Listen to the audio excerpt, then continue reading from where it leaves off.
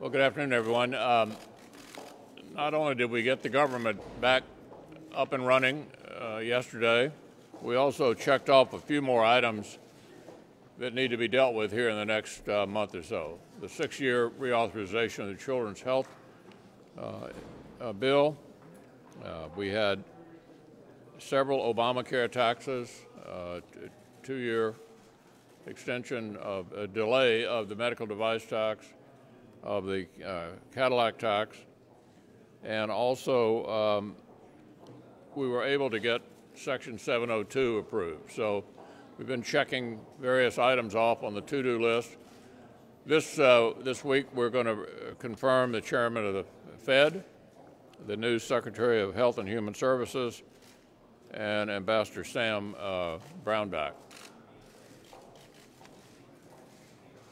Well, thankfully, the Democrats realized the mistake they made in shutting down the government over this unresolved issue of DACA, but they've kept additional hostages, and those hostages are the money that should be appropriated for the rest of the fiscal year to support our military and to give some predictability to our nation's national security. And also, they're holding hostage the money that the House passed, $81 billion for disaster relief for the victims of Hurricane Irma and Hurricane Harvey, as well as the wildfires out west. I hope that Democrats realize that we are serious in working on a bipartisan solution to the DACA situation. The Majority Leader has said that we'll take that matter up in a fair and open process, and we will. But in the meantime, they need to release these other hostages that they took on the DACA issue, and to let them go so we can fund our military and so the federal government can live up to its responsibility in dealing with the victims of Hurricane Harvey and Hurricane Maria.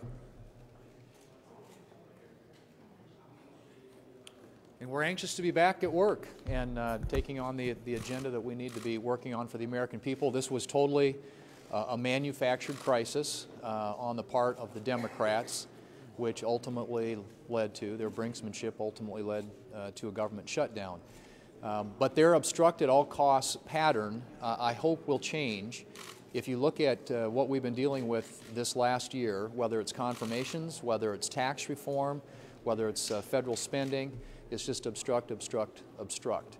And that doesn't do anything good for the American people. Fortunately, the American people, while all this was going on, were continuing to get up and go to work and take care of their families and pay their bills. And they're going to have more money to pay their bills because of the Tax Cuts and Jobs Act, which passed recently. If you look at what's happening across this country, there are 200 now plus companies that have delivered bonuses and pay increases and benefit increases to over 2 million people in this country. And if you look at people's overall satisfaction with the state of the economy, according to the Wall Street Journal NBC poll, it's at a 17-year high.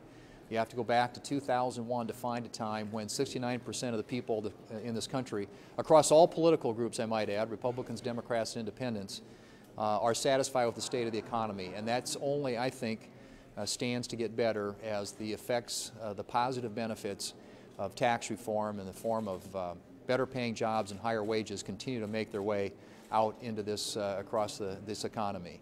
And if you look at people's perception of the tax bill, in just 1 month, it's improved by 21%. And that has a lot to do, again, with what's happening out there in our economy and the things that we predicted would happen if we could work together in a way that would produce a tax reform bill that was good for jobs and good for growth.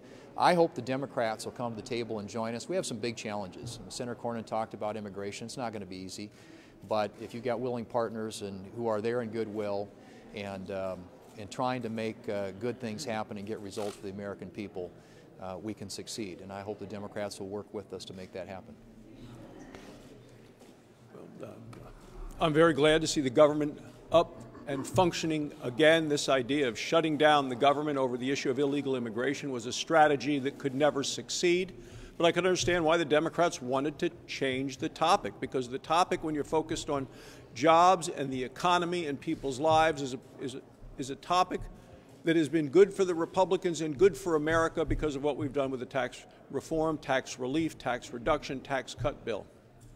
People in Wyoming who I've talked to, and I was answering the phone this past weekend during the shutdown, happy with the economy, happy with the jobs, the bonuses that people are receiving, the 2 million new jobs since the beginning of last year, the 2.2 million people who have received increases in their wages. All of this is a very important component of this, and it's going to continue as money is coming back from overseas. This double taxation system that existed previously has now been eliminated. You saw Apple saying they're going to pay taxes on $38 billion in taxes to repatriate money that's been overseas, invest $350 billion in America, hire 20,000 new workers.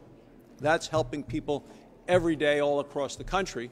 And around the world, people are looking at this and saying, what are we going to do about it? They're trying to play catch up with the United States in our America First economy. In Australia, one of the economic ministers has said that they're looking at trying to lower their tax rates just to try to be competitive with us, because they are losing their competitive advantage that they had previously because of what we've done and passed a tax relief legislation that every Democrat had voted against.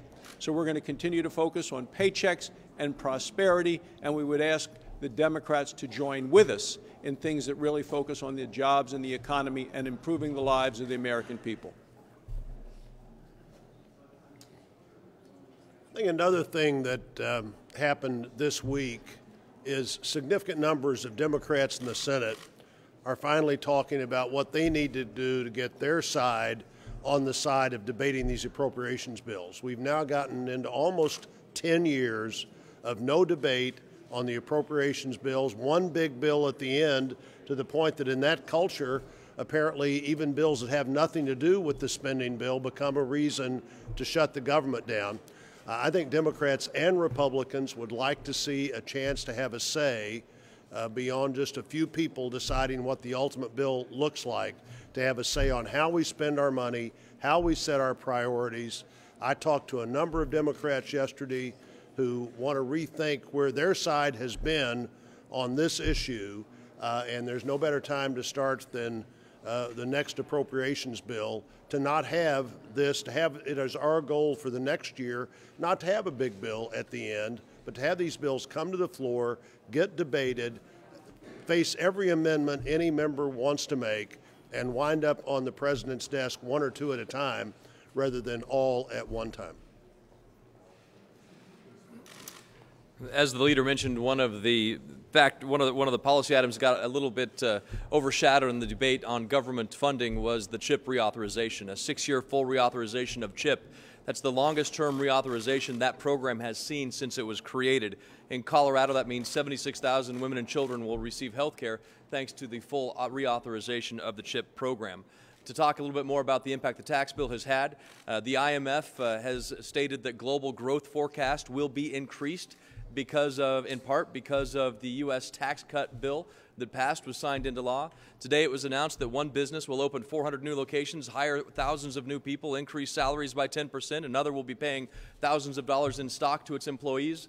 If that's Armageddon, it's pretty far off from, I think, what the rest of us think Armageddon really is. Yeah. How does the plan going forward to put an immigration policy bill on the floor in February differ from what you had said at your year-end press conference right before Christmas, that you intended sometime in the early year to put an immigration-related bill on the floor? Hardly at all. The conversations I had with the moderates in my conference led to my decision about how to handle that in a fair and open process, which I described on the floor yesterday. If the government is open on February the 8th, we will have a fair and open process that will give a variety of different points of view an opportunity to express themselves. And I think, as all of you know who cover the Senate, whoever gets 60 votes wins. I mean, that's the way you have an open process in the Senate. And that's the way we'll deal with that issue, provided the government is still open. And that's the understanding I had with my moderates. And I want to echo what Senator Blunt had said. What we saw here was the moderates on the Democratic side discussing their discomfort with the place they had been led with our moderates, and that led ultimately to opening the government up. I think that was a constructive process. The Senate operating the way the Senate does, 51-49. Most of the things that we will be doing we'll have to do on a bipartisan basis. Nancy? What do you say to those dreamers who are worried that you won't keep your word and bring a bill to the floor? A lot could go wrong between now and then. I intend to keep my word.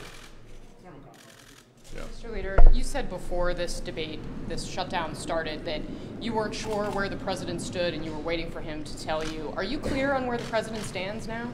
The president's been in discussions with a number of people, Senator Cornyn among them, about his approach to this issue. And we'll see whether later they decide to make an announcement on that subject. It wouldn't be up to me to make that announcement, but up to them. Manu? The President, on a number of occasions, including today, has raised concerns about the FBI today, about not turning over certain text messages to Congress. But he's also criticized the Deputy Director of the FBI, said the reputation's in tatters. In any way, are you concerned about his undermining this institution? Should he back off this criticism in any way? Yeah, I don't have any observation about that. Yeah. Say you want to see an outcome or a result, not just votes on an issue.